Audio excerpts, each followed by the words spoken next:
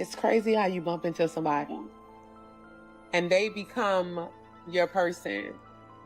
Now, everybody isn't going to understand why this is your person, but you have to understand that it's not for...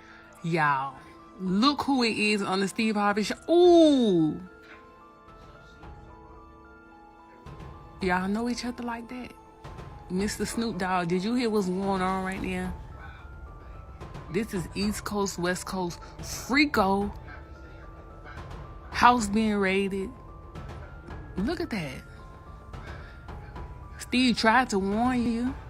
Steve Harvey is reportedly under federal investigation with a possible link to Diddy. While many have found Steve's actions questionable before, the news of an official investigation is certainly surprising.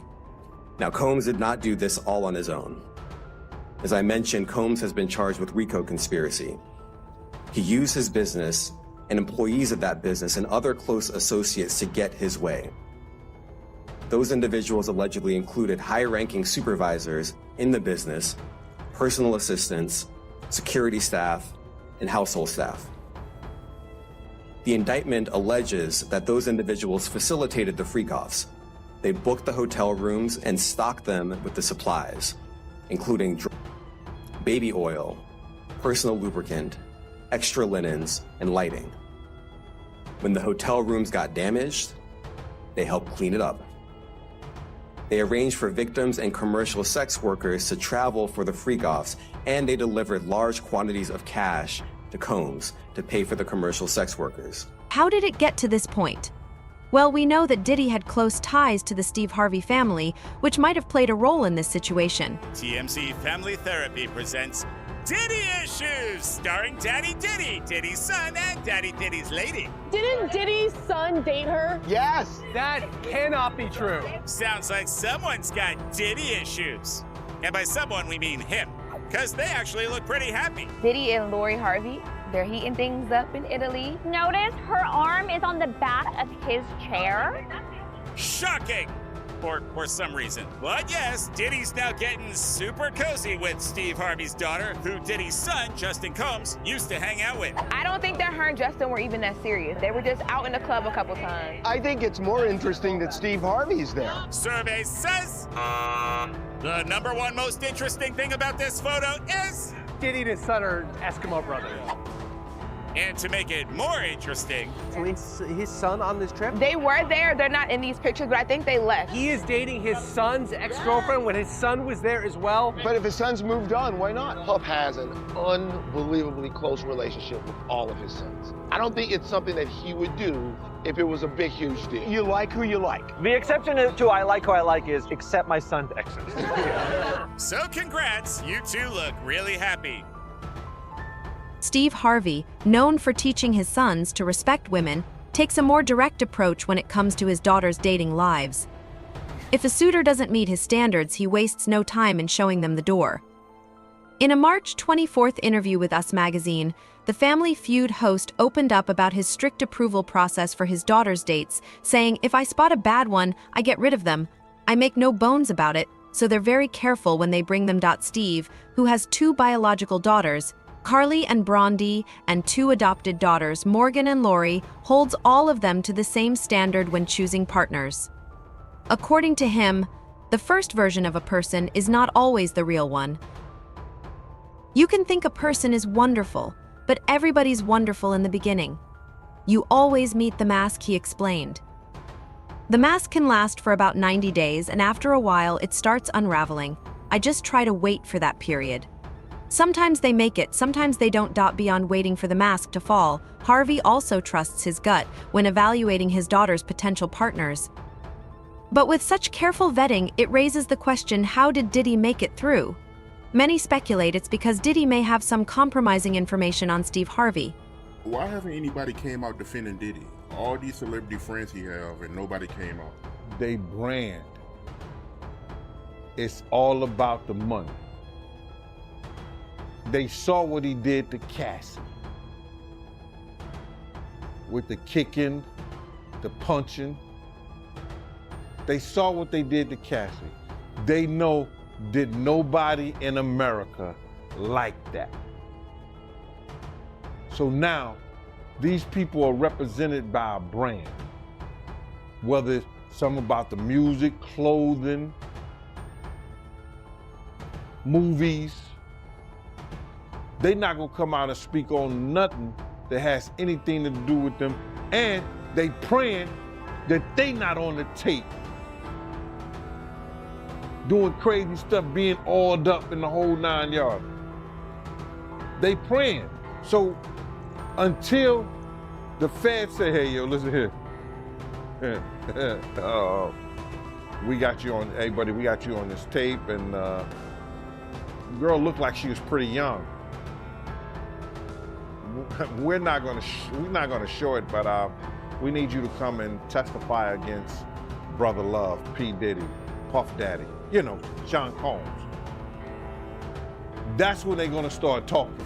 And they're not gonna be talking in his favor. When the feds come to them and show them what they got on tape, because if he had 250 tapes all over, 250 cameras all over the house, somebody got caught spilling a cookie out the cookie jar. It could be your favorite pastor. It could be your favorite politician. Yeah, I was at a Diddy party, but I know I ain't do nothing. When you don't know somebody's taping you, when you don't know that somebody is videoing you in some kind of form or fashion, you got that alcohol, you got the in you, they're a little loose, bruh. They let down all their inhibitions. The music is pumping. He said it himself. He got it so hot in there that you gotta take your clothes off. He said that himself, bro. So a lot of them, like what was what he said? I think a lot of them was being swallowed. Have you ever been swallowed? They tell off on themselves all the time, man. You just gotta listen. But why do you think Diddy had all them hidden cameras? Bro, when you that powerful, you didn't get that powerful without having 1 or 2 or maybe 3 ups on somebody. Diddy always been the type of individual that want to have ups on the next person no matter what they was doing. Like, he always played artists against each other. He did it to Big, he did it to Craig Mack. You understand? I said before, he did the stuff to Ja Rule, you know what I'm saying? So had the ups on Ja Rule so he could go after Jay-Z. You understand what I'm saying? If Diddy was indeed dating Lori, it's entirely possible that the Harvey family attended his parties. If that's the case, Diddy could have incriminating footage of Steve Harvey doing questionable things. And it's not just Steve, there are rumors that several other big names have also been caught on tape and could face charges soon. I'm gonna tell you who I believe is on the tapes. I believe Barack Obama got a tape. Yeah, he playing hide the hot dog. I know Jennifer Lopez has multiple tapes. I know Beyonce got a tape. I definitely know they probably recycled some old Stevie J and Eve stuff. I know Drake got a tape. I know Rihanna got a tape. I know Chris Brown's on one of them tapes. I know Trey Songz has been like a supporting actor in many freak-off films. Definitely Usher. I think what would shock people are the politicians and the royals that were on that tape. And I'm still trying to figure out when Harry and Meghan are gonna be honest about their freak-off tape. I don't think anybody really wants to talk about the fact that the royal family has many times at Diddy party, especially that weirdo uncle. The ongoing investigation into Diddy's alleged misconduct has uncovered serious accusations, including claims of coercion and threats to force compliance with his sexual demands. One of the most alarming aspects of the case involves what are referred to as freak-off parties, where disturbing acts were reportedly carried out, recorded, and later used as blackmail against victims. In a recent development, TMZ reported that a male prostitute has come forward, claiming to have recorded an encounter with Diddy.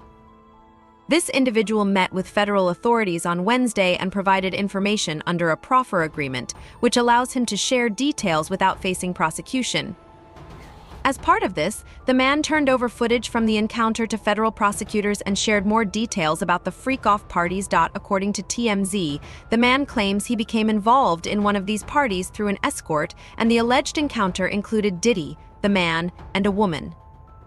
This event reportedly took place in May 2023, and Diddy allegedly recorded the encounter. The man had a copy of the recording, which he has now handed over to federal authorities. He also provided additional information about the use of drugs during these parties. The indictment alleges that between at least 2008 and the present, Combs abused, threatened, and coerced victims to fulfill his sexual desires, protect his reputation, and conceal his conduct. As alleged in the indictment, to carry out this conduct, Sean Combs led and participated in a racketeering conspiracy that used the business empire he controlled to carry out criminal activity, including sex trafficking, forced labor, kidnapping, arson, bribery, and the obstruction of justice. Let me say a little bit more about the charges. The indictment alleges that Combs abused and exploited women and other people for years, and in a variety of ways. As alleged, Combs used force, threats of force, and coercion to cause victims to engage in extended sexual performances with male commercial sex workers, some of whom he transported or caused to be transported over state lines. Combs allegedly planned and controlled the sex performances, which he called freak-offs, and he often electronically recorded them.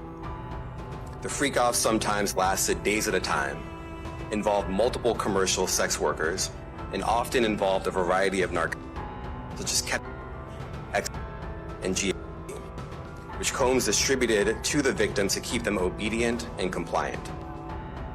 As alleged, when Combs didn't get his way, he was violent, and he subjected victims to physical, emotional, and verbal abuse so that they would participate in the freak-offs. This revelation, particularly concerning the alleged footage, has sparked widespread reactions and intense discussions in Hollywood.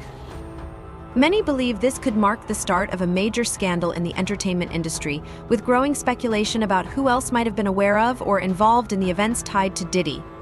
There are a lot of people in Hollywood who are probably worried about which Diddy parties they were at and what was going on. That's not to say that they were necessarily even involved in any of the things that are alleged by the U.S. Attorney's Office. But if you're at that party and it turns out that that's when he set up one of these freak-off sex parties, or that it was going on in another room and you didn't know about it, there's a good chance that you're going to be called by the U.S. Attorney's Office. And certainly if you were involved, you would get a call, because they're going to want to know everything you want to know and may even want you to be a witness. I just think, we're just starting to scratch the surface of what this case, this case is going to touch and involve. And the feds have said that this remains an open investigation. There could be more charges for Diddy. There could be more charges for other people involved. And usually the way this works is once they find out other people are involved or were witnesses, they bring them in and they sort of lean on them, and it's sort of like, you're going to cooperate with us, or there's a possibility that you could face charges. So this is going to be a slow developing a case here, because we're just getting started, and I don't see how this trial begins anytime before next year. These parties had a lot of individuals. In fact, the U.S. Attorney's Office says that the parties would sometimes go on for days. So there are a lot of individuals involved, and they say this has been going on for more than 10 years, and yet we didn't hear about that. So that means that all the people that were involved, according to the feds, were that he managed to keep them all quiet, that nobody would speak about it. And that does sort of speak to the kind of power he wielded and the fear that people had of him.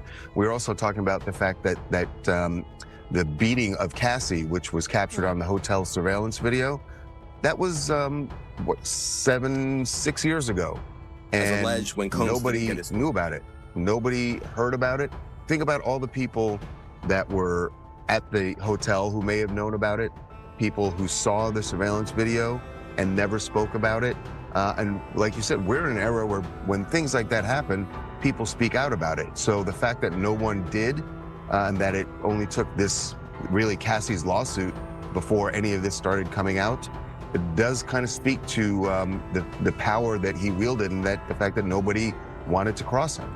In fact, Diddy's situation has reportedly gotten so dire that Jaguar Wright revealed he's been selling freak-off tapes to finance his mounting legal fees. Diddy's not going to jail. Wanna know why? Because he doesn't intend to stand trial.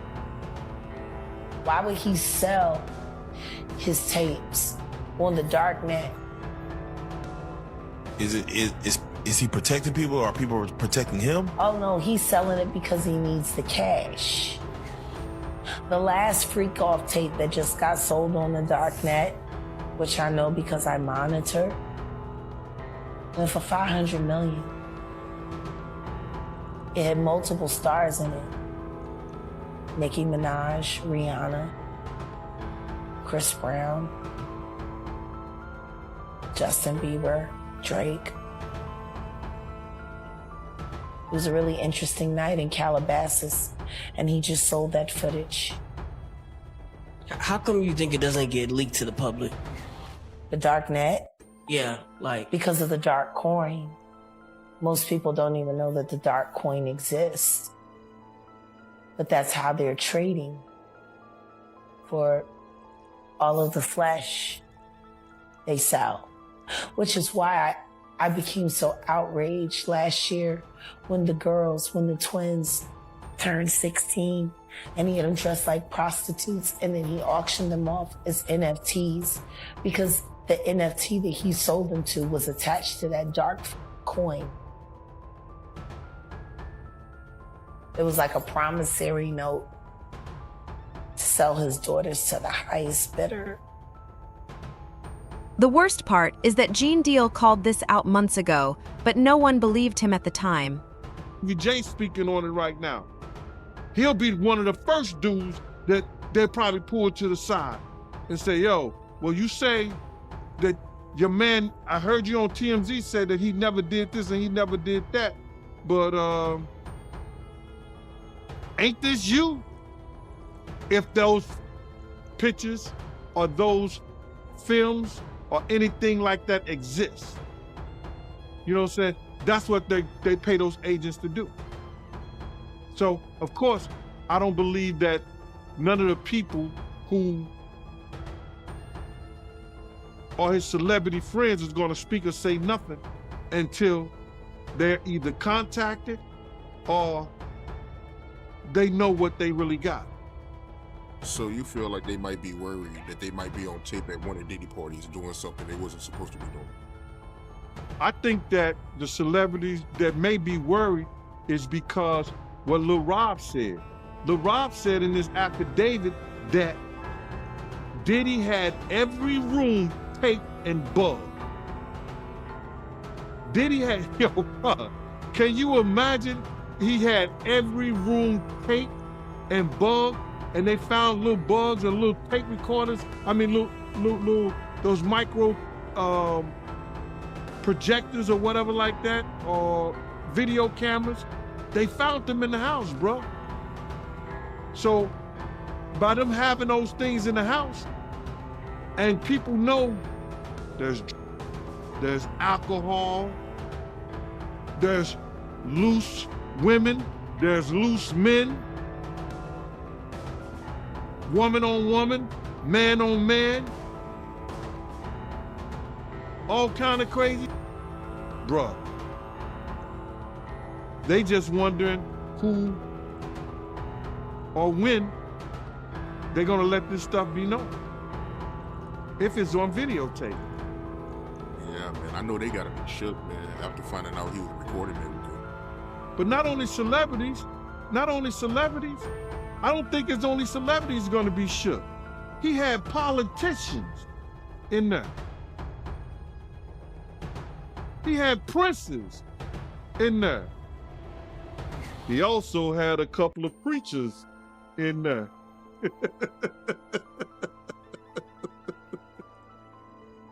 Hallelujah. That's crazy. You personally, you think they got tapes?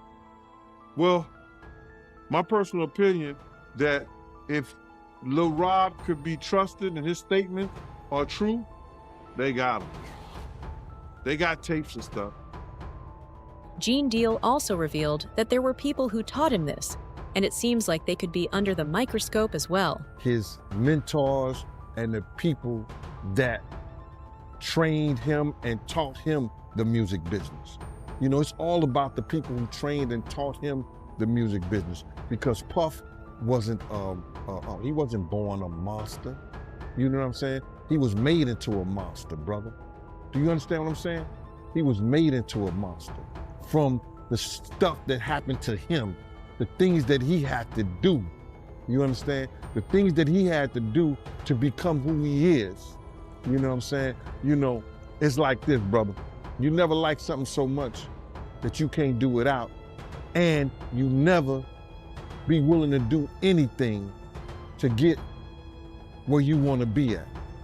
You gotta have principles, you gotta have morals, you gotta keep with that stuff. And in that music business, a lot of that stuff get thrown out the window. You understand? And that's what happened to him. He started doing the things to other people that was done to him. To keep it frank, he was doing the things to other people that was done to him. And it is what it is. You gotta know better. And if you know better, you will do better. When he was in New York City, he was like that gecko from the Geico commercial. Then he turned and started going, when he lived in Cali and Miami, he turned into Godzilla. I would see him talk about how he using drugs. He was never like that. You gotta realize, man, he learned from Andre Harrell. He learned from Russell Simmons. He learned from Clyde Davis.